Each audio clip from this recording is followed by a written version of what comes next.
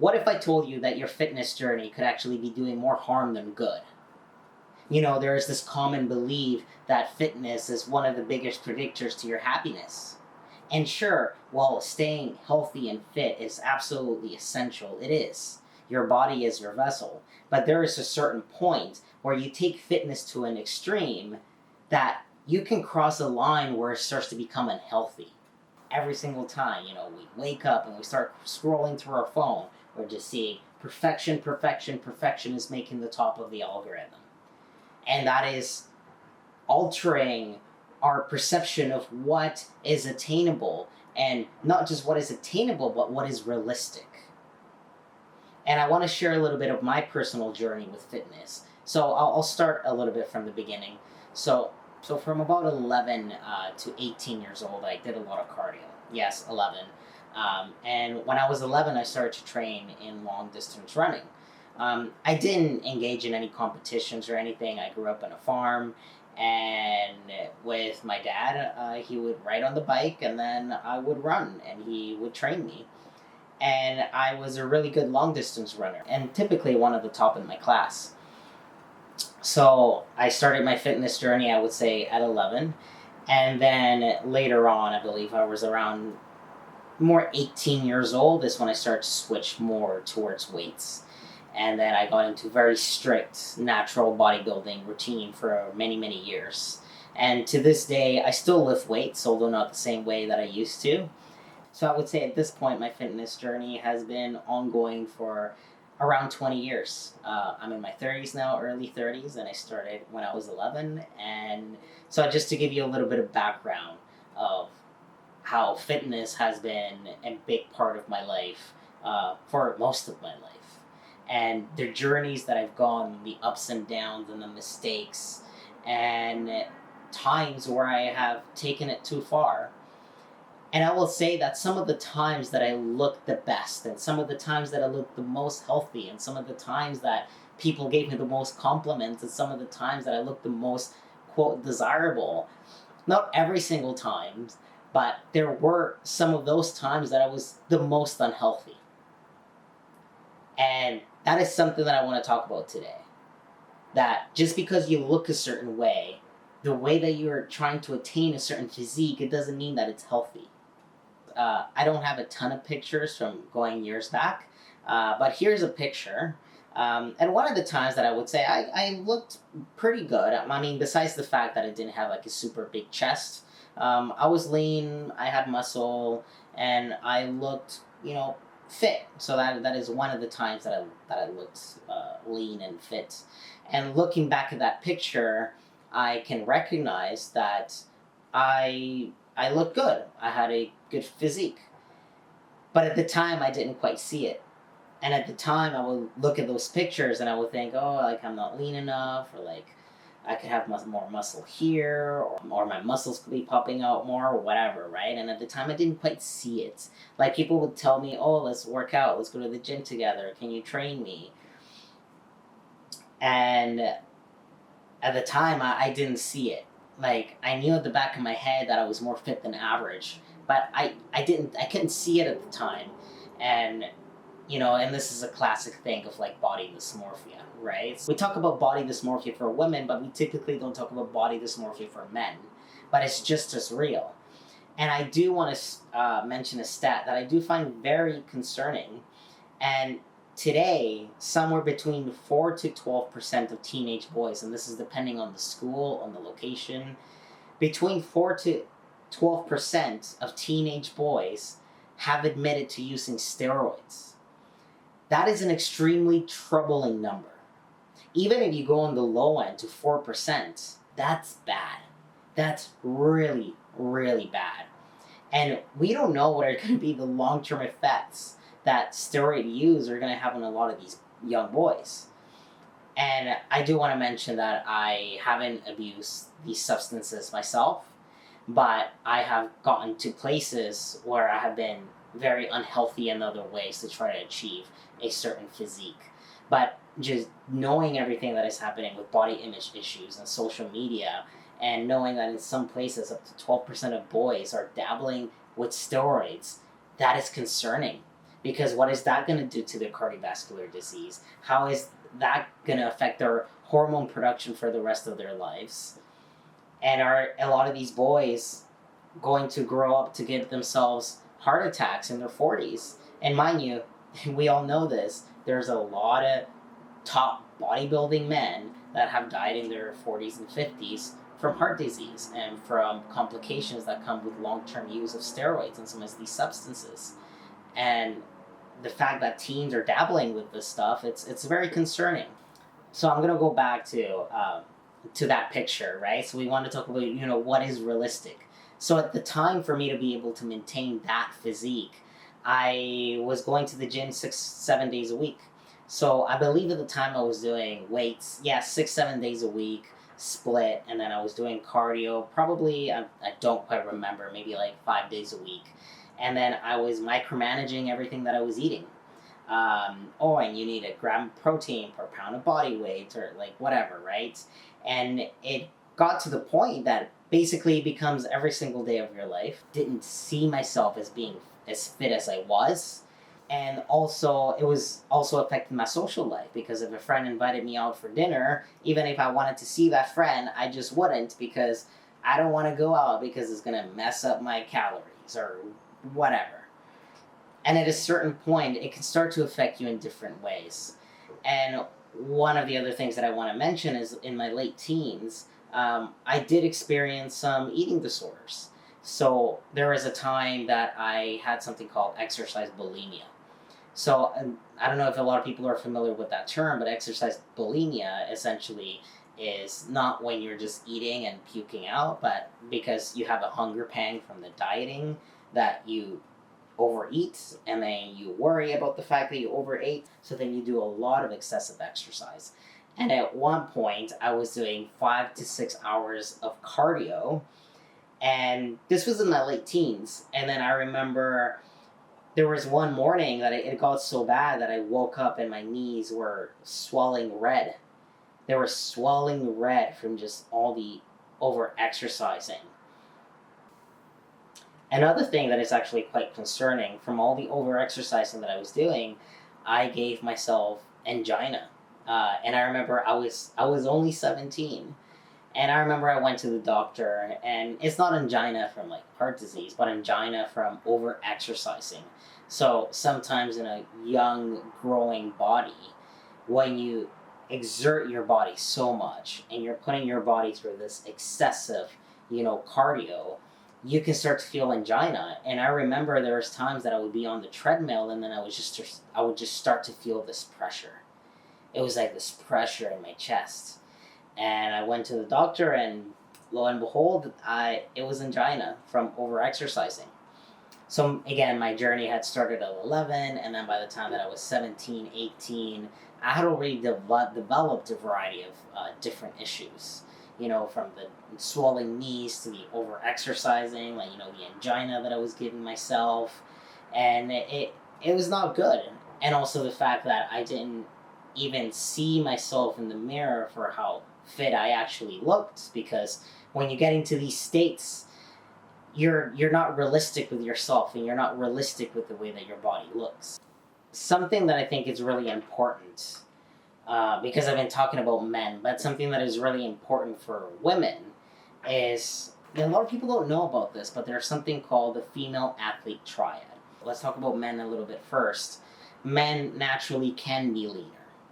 But women, from my understanding, they do tend to hold estrogen in the fat deposits in their body. And it's natural for women to have more body fat than men. Like, we know that. And there's a very, very small percentage of women that can genetically be very lean in terms of having very low body fat. And what happens with women is they can develop something called the female athlete triad. And the female athlete triad is a mixture of disordered eating, amenorrhea, I'm probably not pronouncing it properly, and bone loss.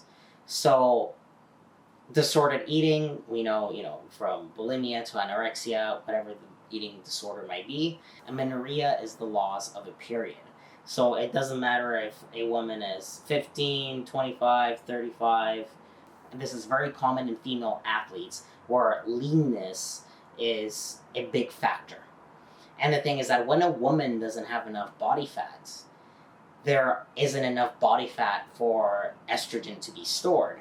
And then that's where the body can go out of whack a little bit. So I know this is very common, or in women that do natural bodybuilding, figure skating, long distance running, basically sports where women tend to be very lean. And again, unless they are one of the percentages where they can be very lean without issues, then they won't have an issue, but a lot of women do. So if you look this up, the female athlete triad is a very serious thing. And that what is the point if you look super lean, super toned, but then you're 25 and giving yourself early bone loss and an early menopause of a sort, because you're not allowing yourself, you're not allowing your body to have enough body fat to have a regular cycle. Men have a lot more wiggle room to be lean without these other layers of issues, but with women, you're also dealing with dysregulation in your hormones and your cycle, and that is not good. And that is why a lot of these unhealthy expectations, whether you're a man or a woman, if you're a teenage boy and you're taking steroids, or if you're a woman and you're doing all this excessive exercise and then potentially giving yourself early osteoporosis, like all those things, they're bad. Both of them are very bad. And I would say the lesson from all this, after my roughly 20 years of exercising and doing it the right way and the wrong way and making mistakes and affecting my health in negative ways during certain times of my life, is the older that I get, the more my fitness routine becomes about health versus looks. And I'm not going to lie, when I was 20, I would go to the gym, 80% would be because of how I looked, 20% would be because I wanted to be healthy. And then at a certain point, it was like 40-60, 50-50. And I would say I'm at a stage now where it's like 60-70% of my fitness routine is for health purposes only. And the remainder, which is still a sizable percent, is because I want to feel fit and I want to look fit and feel strong. But the older that I get, the more and more that sways towards just my health and the way that I view my fitness routine. So at this point, I do weights like 3 times a week pretty consistently. I've been trying to do more cardio. And mind you, I do a lot of walking. So I can do like 4 hours of walking a week. But I'm at a stage where I'm eating very well for the most part. My diet is very clean. I eat really well. And I feel good. I feel healthy. I don't look the leanest. I don't have a six-pack. But I know that I'm treating my body well. I know that I have, I know that I am fit. I know that I am strong. I have a good amount of muscle mass that I am happy with. I don't look like a superhero. I'm not super lean. I don't have like bulging abs. And that's okay because I know I'm treating my body well. And sure, if I wanted to have a natural bodybuilding physique again and get up and be at the gym at 5 every single morning, 6-7 days a week, could I do that? Sure. Is it necessary? Do I want to? And something else as well, when we're, this is back to men and the six-packs and all that, and it's like, even if you look at the natural bodybuilding competitions, it's not uncommon for days leading up to this competition, there are people that go on diuretics. So they go on diuretics to get extremely dehydrated. So by the time that they go on the stage, everything's popping out a lot more. So even when you're looking up at the people that are the most perfect, they have the most perfect body, they're the most toned, you can see the abs the best, to realize that even those people that look the most fantastic and they win these bodybuilding competitions, even they don't look like that year round. Because when they are holding more water from water retention in their body, just from what they would naturally retain, they don't even look like that, like 360 days out of the year. So it's like, our expectations of what's attainable and normal has been so morphed in a way that is so unhealthy that, even the people that you think have, quote, attainable looks, it's not even that attainable. And also, not to mention that a lot of people, they have the perfect lighting. And there's actually male models that for photo shoots, they have like contouring makeup on their abs. Like, that's the thing. Just how women will contour their face and their nose and whatnot for these photo shoots. The abs look a lot more defined. It doesn't mean, obviously they have abs, but it's like they pop out a lot more, even just from contouring makeup in these photo shoots, plus the lighting. So their physique isn't even going to be a reflection of the photo shoot that they had yesterday. And I don't want to bash on models or natural bodybuilders that are healthy, because I'm sure there are people in the fitness industry who are healthy. And so you also have to think genetics and the right consistency and all these things. And I'm sure there are people that can maintain a look that to them is attainable. But just because it is attainable to that person, even if you take the exact same fitness routine, the exact same food, you may not react exactly the same way, because we're all different and we have different set points. Some of us naturally hold a couple percentages more fat than somebody else, even if you copy and paste everything about what that person does. We just all react a little bit differently. And I know for me, even when I was the most super strict, being at the gym by 5 a.m. every single morning, because mind you, I would wake up before 5 a.m. and be at the gym at 5 a.m. And even then, when I was super strict and like counting the calories and the grams of protein and all of that, I had a very, very hard time getting my body fat to be low enough to have like a popping six pack. But then somebody else that would do that, they would have an easier time. And then somebody and then somebody else that does the exact same thing, maybe they would have weighed 10 pounds more, right? And that's the thing, like, we're all different. But the moral of the story is, it is absolutely important to be fit. It is absolutely important to be healthy, eat well, don't eat all the processed junk that there is. There's so much processed garbage and fried foods and sugars. All those things are very bad. So it is important to eat healthy. It is important to exercise. But when you exercise and you eat healthy and you do these things, as hard as it may be, you have to do it for your health first. And then a subsequent side effect of that is that you're probably going to look good, and you're probably going to be more fit than average, and you're probably going to look better than average. But if you approach it from your health and the health of your heart, you want to age well, or you want to improve your health because you have certain health issues, or you want to reverse some conditions that you have, it's great to be healthy and to have an exercise routine. But don't try and look like the people who are on stage at the peak of a competition.